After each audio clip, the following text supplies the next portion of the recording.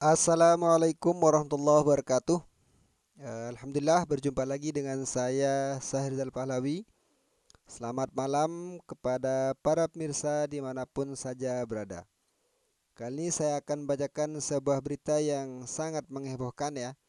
Ini terkait dengan pertemuan antara Surya Paloh dengan Airlangga Hartarto di markas Golkar. Kira-kira apa hasilnya? Mengingat kita ketahui bersama sejauh ini Golkar dengan Nasdem bisa dibilang berseberangan dalam hal dukung mendukung di Pilpres 2024. Nasdem tergabung dalam koalisi perubahan bersama PKS dan Partai Demokrat, sementara Golkar menjadi pemimpin koalisi Indonesia Bersatu ya bersama P3 PAN bersama dengan P3 dan PAN. Kira-kira apa hasil dari pertemuan kedua tokoh politik ya, kedua politikus senior ini? Mari kita bahas dan analisis bersama.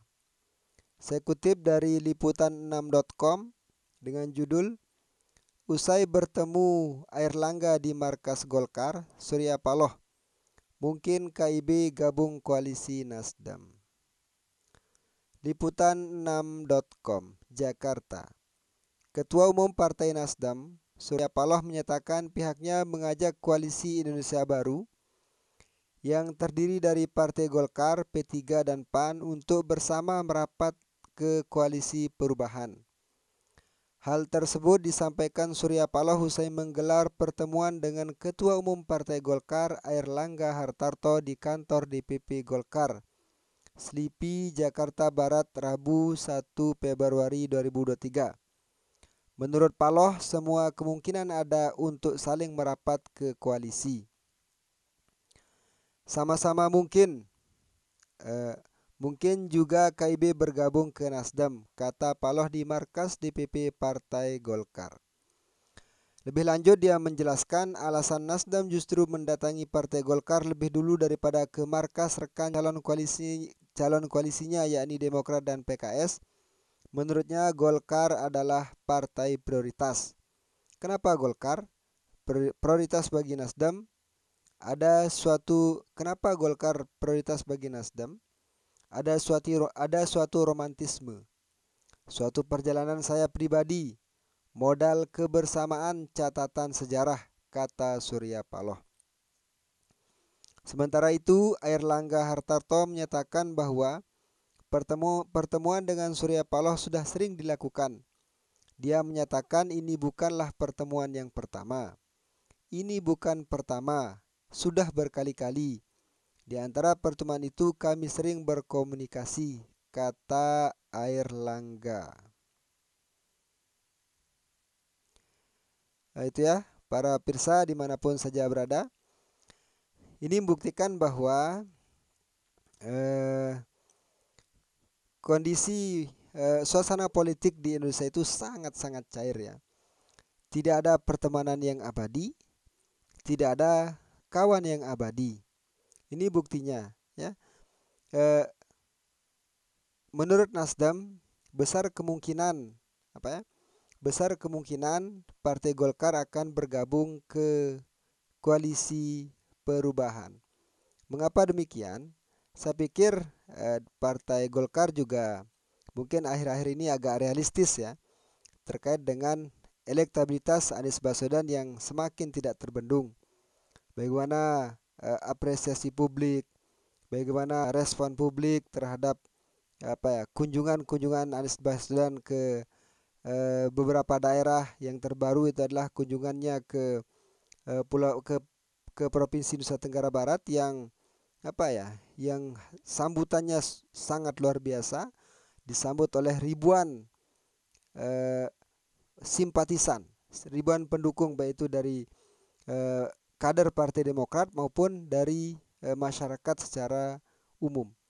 Mungkin kondisi Anies Baswedan pada hari ini sama seperti yang dialami Pak Jokowi pada 2014 lalu. Ya. di mana beliau begitu mendapat respon yang sangat positif dari rakyat.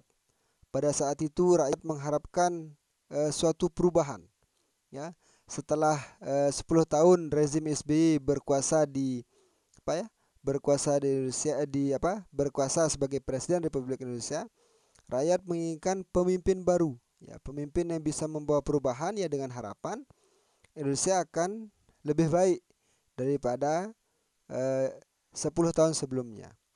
Dan kondisinya, ya, silakan para pemirsa yang menilai sendiri mana yang lebih baik antara rezimnya SBY dari 2004 sampai 2014 dengan rezimnya Jokowi 2014 dan 2014. Silakan dibandingkan dari segi politik, ekonomi, ya, penegakan hukum, hubungan internasional, silakan dibandingkan.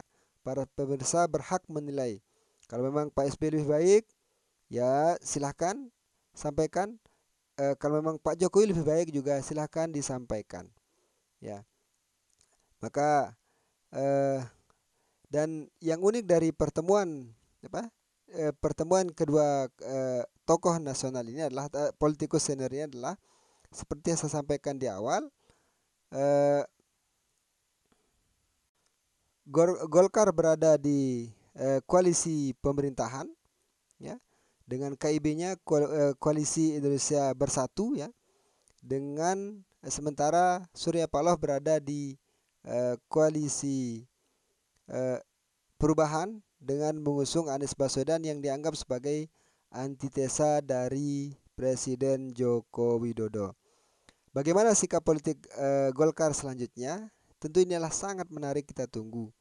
Padahal kita tahu sebenarnya antara Surya Paloh dengan Pak Jokowi tidak kalah dekatnya juga antara Erlangga Hartarto dengan Pak Jokowi. Bisa dibilang kedua tokoh ini merupakan tangan kanan dari Pak Jokowi.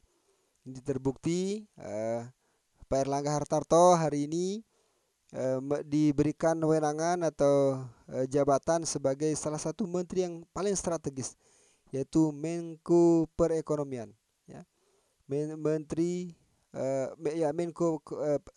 Menko Perekonomian. Sementara Surya Paloh meskipun beliau bukan seorang menteri, tapi banyak ada sekitar 3, ya.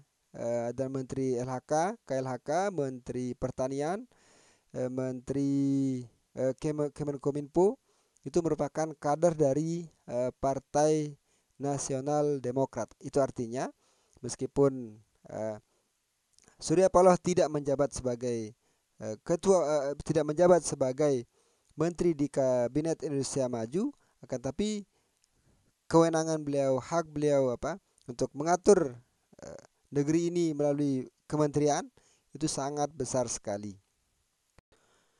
Bagaimana peluang Golkar untuk bergabung dengan koalisi perubahan, atau bagaimana peluang Golkar untuk mendukung Anies Baswedan? Saya pikir peluangnya tetap ada meskipun tidak besar, ya. Tapi peluang itu sangat ada mengingat kondisi perpolitikan kita yang sangat dinamis. Siapapun bisa bertemu dengan siapapun, ya. Prabowo bisa bergabung dengan Jokowi meskipun berdarah-darah meskipun keduanya berhadap-hadapan pada saat Pilpres dari 2014 sampai dengan 2019. Dan seandainya Golkar bergabung dengan koalisi perubahan, tentu satu persatu tangan kanan dari Pak Jokowi itu sendiri satu persatu, ya, orang-orang kepercayaan Pak Jokowi itu meninggalkannya, ya, mulai dari Nasdem, ya, tidak mendukung tokoh yang di-endorse oleh pemerintah. Terus misalkan sekarang Partai Golkar, begitu juga dengan PDIP yang merupakan partai dari Pak Jokowi itu sendiri tidak mendukung tokoh yang di-endorse oleh pemerintahan. Ini adalah mungkin kita tidak apakah kita menyebutnya sebagai suatu kekurangan atau apa dalam membaca kondisi perpolitikan di Indonesia. Beliau beranggapan mungkin orang-orang yang berada di samping beliau itu adalah akan loyal selamanya dalam mendukung beliau. Ya bisa jadi yang sekarang karena masih menjabat sebagai presiden. Kita tidak tahu kalau 1 tahun atau 6 bulan menjelang pilpres bisa jadi koalisi Indonesia Bersatu yang dipersiapkan untuk skoci bagi Ganjar Pranowo akan bubar di tengah jalan. Tidak ada yang tidak mungkin. Bisa jadi ya partai-partai yang berada di KB itu merapat ke Anies Baswedan atau mencari figurnya sendiri, ya. Tidak seperti figur yang diinginkan oleh Presiden Joko Widodo. Menarik untuk kita tunggu bagaimana sikap politik Partai Demokrat. Apakah tertarik untuk sikap politik dari Partai Golkar, apakah tertarik untuk bergabung dengan koalisi perubahan atau malah justru sebaliknya mengusung tokoh baru. Bisa jadi mungkin Erlangga Hartarto yang akan maju sebagai calon presiden dengan mengabaikan Ganjar Pranowo. Ya, saya pikir hal tersebut tidak ada yang mustahil, ya. Bagaimana nasib Ganjar, ya kita tunggu saja. Akankah beliau diabaikan oleh PDIP atau justru tetap bisa maju sebagai calon presiden meskipun tidak melalui PDIP. Sekian, assalamualaikum warahmatullahi wabarakatuh. Jangan lupa like, comment, and subscribe.